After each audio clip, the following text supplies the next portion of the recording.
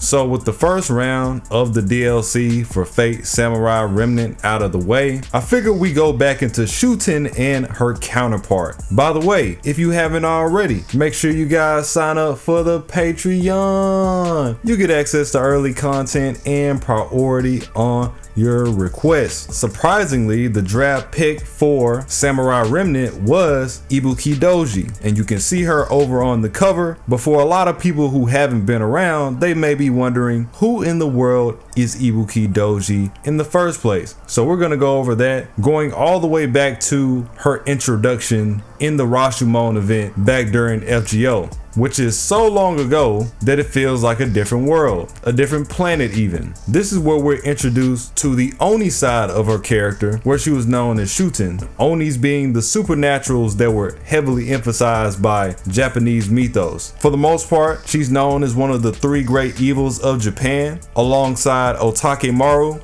and the caster from the Extraverse Tamamo. If you look at her background, it tells us she is a mythical Oni, or a demon leader of Japan, who according to legend was killed by the hero Minamoto Raiko. And if you've seen my video about Raiko, this is where her mythical aspect comes in. She was the one that defeated Shuten alongside the other 4 heavenly kings. Although decapitated, the demon's detached head still took a bite at the hero, who avoided death by wearing multiple helmets stacked on his head. Shuten Douji had his lair at Mount Oe, northwest of the city of Kyoto in Japan, or Mount Ibuki, depending on the version. So in this version of Shuten's character, she would get drunk, they would go off into Kyoto, kidnap people, cause havoc, and even bring some of them back to the lair and straight up eat them. One of her main subordinates in the original myth being Ibuki Douji, who is somebody that we also get in the series. When she's introduced in Fate in the Rashomon chapter, the story gets twisted from the myth because of the Grail. The same way that we're familiar of how the Grail's wish can get twisted depending on where it comes from is what happened here. She says, Ibuki absorbed my power and I became a trapped princess. And the boy, that being Kentoki, came after my body and soul.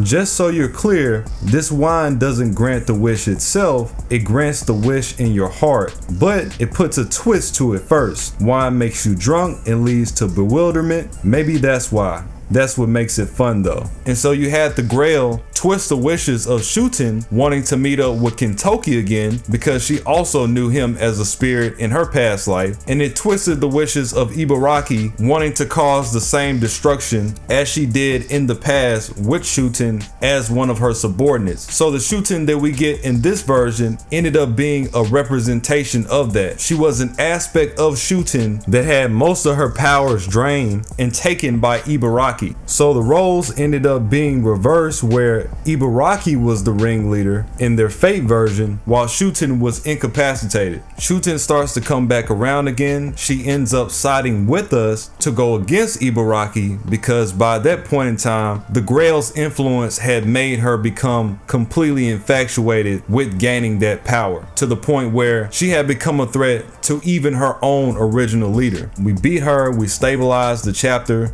Now, Ibuki Douji is completely different in the sense that she prioritizes another aspect of Shuten's myth, where she is the child and an incarnation of Orochi. She's known to us as a divided spirit. And so she essentially functions as a baby vessel for the snake god Yamato no Orochi himself. Getting off into this variant, he who was born from the large snake Yamato no Orochi and a human girl was a page, that being a protege, at Mount Hiei from an early age and underwent training. But he drank sake, which was forbidden by Buddhism, and in fact was a big drinker and was therefore hated by everyone. One day, after a religious festival where he dressed in an Oni costume, he was about to take off the costume, but he was not able to since the mask was stuck to his face, and reluctantly went into some mountain recesses where he started his life as an Oni. He then met Ibuki Douji, and together they aimed for Kyoto.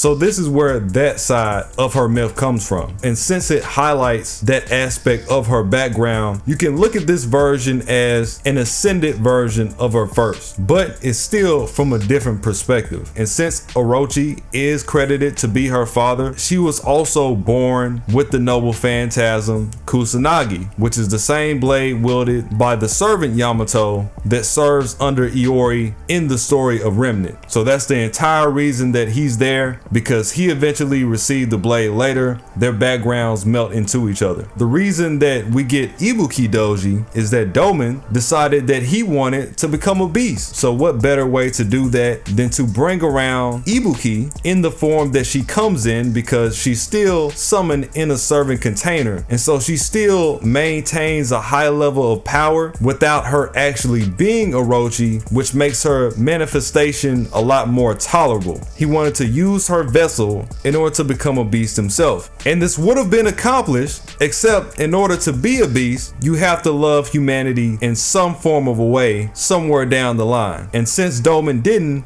it didn't work. So he essentially did all of that for nothing. And if you saw the way that he weaved together the Heian chapter, I'll put it like this: I'm mad for the dude, because he went through way too many steps for the story to be like, by the way, you don't meet the requirements. GG's. I do want to point out one big distinction between Shuten and Ibuki. The Shuten that we get is still a representation of her subordinate Ibaraki's influence. So in a way, when you look at it, that's still not the real full-fledged version of the original Shuten that Raiko fought against. And it's also been mentioned in the story during the interludes that she will be way more efficient in the Berserker class. Since she's only an assassin, we would only see so much of her power anyway, because that doesn't really embody who she was as a character at its full capacity. As far as the Ibuki Douji aspect goes, she is extremely powerful. In fact, she's so strong that when Doman brought her out, he tried to give her an additional god authority that would make her even stronger, and she said that she didn't need it. She said that she was so good that she didn't need the buff. She was like, nah, I'm good without it. And honestly, that held up true all the way until the end of the story. She didn't need it. The moment she came in, she's throwing down gravity spells so that we can't fight her. She's being compared to a lost belt king, which are literally some of the most formidable opponents that we had throughout the entirety of FGO. She has Kusanagi. Kusanagi is literally one of the best swords in the franchise. If you guys don't know, Yamato is basically the Japanese counterpart to King Arthur, and you're gonna hear that a lot, which would also mean that Kusanagi is essentially the Japanese counterpart to Excalibur in a way. So she's busting out with Japanese Excalibur, all these different things on top of her being a divided spirit, which of course means that she's at the highest level that she can be in a servant container before it just outright breaks. Once you get higher than that, you're talking about someone being an actual unnerved god themselves. And it's like, if she's so powerful, then how did you beat her? The only reason we could even stand a chance is because Shuten was also in the chapter, and with Shuten and Ibuki being two aspects of the same person, Shuten being there weakened Ibuki and actually gave us a fair chance. From Danzo, she says magical energy levels are increasing, oh no, they're off the scale. Whoever this heroic spirit is, they are at least as powerful as a lost belt king. Ibuki Douji is another aspect of Shuten Douji. Though they may differ in appearance, they both share the same origin. That may be why Shuten Douji's claws can harm her. And once again, a crushing gravity field created with magical energy pinned every human and Oni where they stood. Even Shuten Douji, who shared the same origin as this overwhelmingly powerful divine spirit, was not immune. The gravitational field was far stronger than the first, so much so that only Ibuki Douji could resist its pull.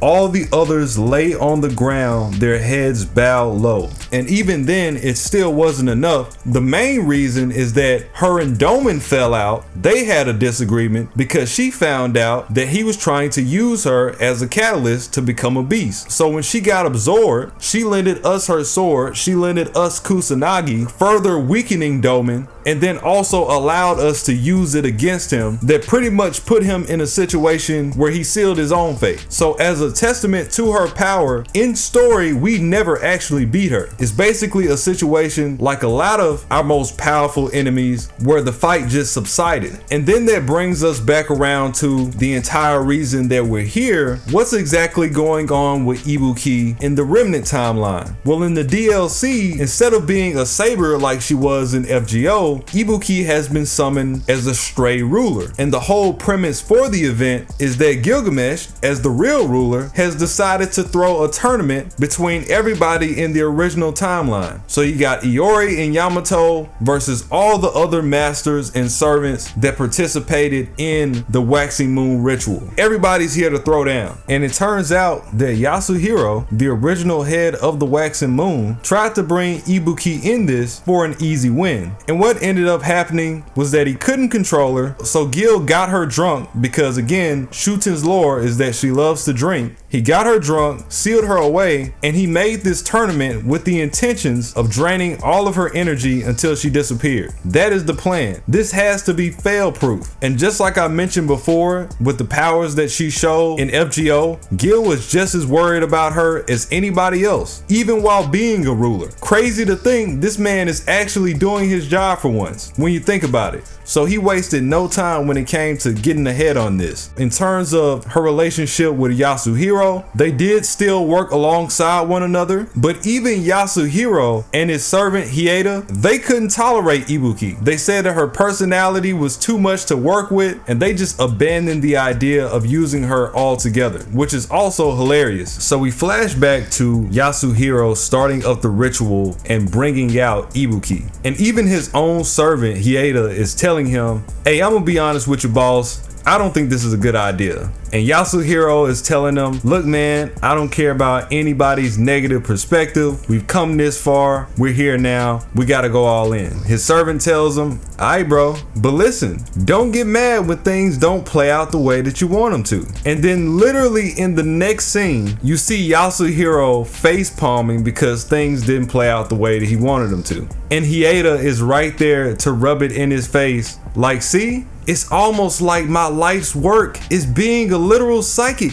Who would have thought? So we get into Ibuki and we find that she's a lot like the Shuten and the Ibuki over at Chaldea, that being super laid back. You know, when she's not ripping out our insides and whatnot. And she even begs Gil, can she be a part of the tournament, even though his first intentions was to keep her out of it. And at first, he wasn't even gonna let her do it until she kept begging. It's actually so hilarious to see this big freak of nature begging as if she's looking up to him. And Gil, being the stand-up guy he is, says, you know what? Fine, go ahead. So he's in the same boat as Yasuhiro. In terms of them not being able to handle her personality, what they really mean to say is that she's too charming to deny. That's what I'm saying. And then we later find out that she came to Iori in a dream and offered her hand in whatever situation that he might need her in the future. Just the very nature of her being able to infiltrate his dream just speaks to her power on that level. This is something that you would expect from a Merlin. So one thing that we do have to go over for sure is the way that these servants are depicted. So the first version of Shuten, she's got the glass. She's a lot smaller than her Ibuki form, nearly being 5 feet tall.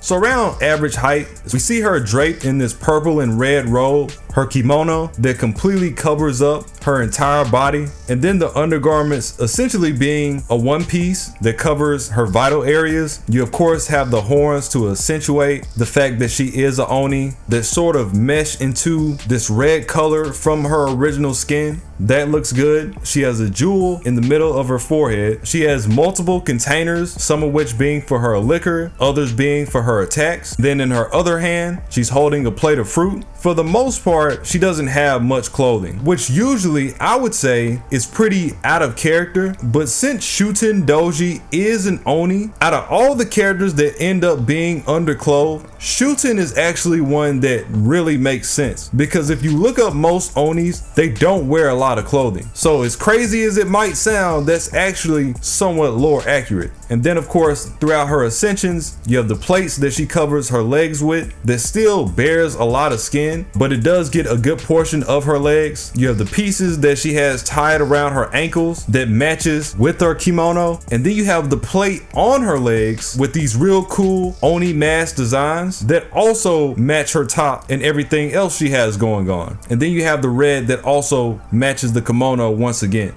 So like I was saying before, her design is really well thought out. The kimono is a lot shorter. It's drawn up from what it was before to show off the other elements of her design. That's on purpose, but it does come together nicely. And then in her final form, you have this massive unnamed sword that's completely attributed to her with yet another container at the end that appears to be fueled by, once again, her drunken behavior. There's a lot of people that get changed around and they don't look great at all. Shuten really looks great. Even if she wasn't Shuten, it would still look good. And then you go over to her godly aspect, that being Ibuki Douji. Now the saber form of Ibuki, and this is something that we don't get to witness until she becomes a servant of Chaldea. You can see that she's more so in that snake variant to emphasize on her father being Orochi a lot more. Still has that purple shading going on that she had from her Shuten form. She still has some horns, but they are a lot different. They're more so edged. A lot of accessories to emphasize these variations between the blue and the purple in her design. She has a veil tied to these ornaments that also match her center and her hair. The eyes match the horns. Again, just as well thought out as she was before. And then jumping over to her stage 3, which is the one that we see in the chapter, she has the huge ornament that covers her entire back. She's now covered in all pink. Still has the same hair, still has the same ornaments as before, but the hair is a lot longer. She has lost that original snake-like aspect to kind of represent that she's become more so into her own, but she has also gained the snake-like armament to replace it. And she still has a tail all the same. She's got the dogs out. You can see that she even has toenails to match the ornaments and her hair. And as opposed to her original design, she's at the highest height that she can be, which is nearly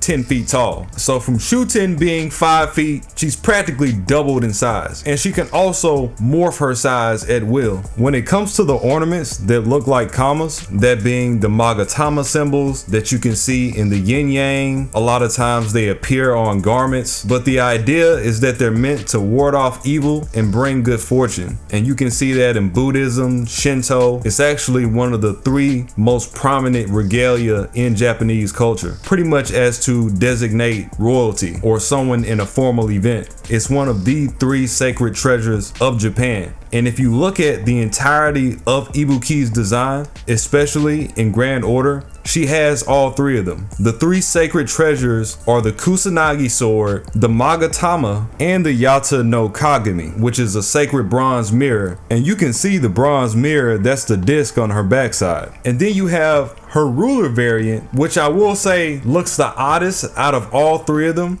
but it does still have some cool aspects about it. She has 4 arms instead of just 2 to emphasize more so on that monster-like aspect. I'm not gonna lie, her hands look crazy. It almost appears as if she has fingers melted together. This is some sick work. She does have similar horns as Shuten, but she also has some extra horns that protrude from the sides of her head, and they almost make a net in a way. Her hair also looks a lot more alive-like. It looks more like snakes, and if you know from the story, she can attack with pretty much every part of her body anyway, so this makes a lot of sense that it gave a lot of light to that. Her skin looks more so of a clay tone as opposed to the light purple or even the gray that you might have seen from the other form. And then you can notice that her lower half has also reverted to once again being in its snake form, only this time it's grown all the way out. I do like all 3 designs. I think her first design is the most consistent out the 3. The second and third are equally good for different reasons, but I prefer the second. And you also have to consider the fact that Shuten is a vanilla servant, so there's gonna be a lot less detail put into the design like a lot of the vanilla servants. That's why I can't really just jump out and say Ibuki is better because she looks different in each ascension. That's pretty much how all the later servants look. If Shuten were to get an update fate in the same way and become more modernized in the way that Ibuki was, she definitely clear. So to consider that she still looks good after all these years, being such an old servant, just speaks for itself. But they really did do a good job with all three of her designs. And it has to leave you to wonder, what would that original Shuten Douji in her berserker form actually look like? Would they keep the gender bend bait trend that they have going on, or would they actually go out and make her look like a real monster like she was supposed to? I would imagine the former, but you never know. That ruler form does really emphasize those monster-like aspects, but that also is because she comes from Remnant. Pretty much the only chance that we have is that she doesn't touch FGO first, because if she touches FGO first, she's getting lowlified guaranteed. Either way, it seems that they really like her character. They keep bringing her back. They're showing her a lot of love, and she does deserve to be in Remnant because that is near a time that she would come from, so it does make sense. It's not like they just threw her in there just because. She is a relevant servant for that timeline. Can't wait to see what they do with the other DLC. We got a lot to work with, and if you do happen to see her in a different form in Remnant, that's because she can shapeshift to make herself look like her other version.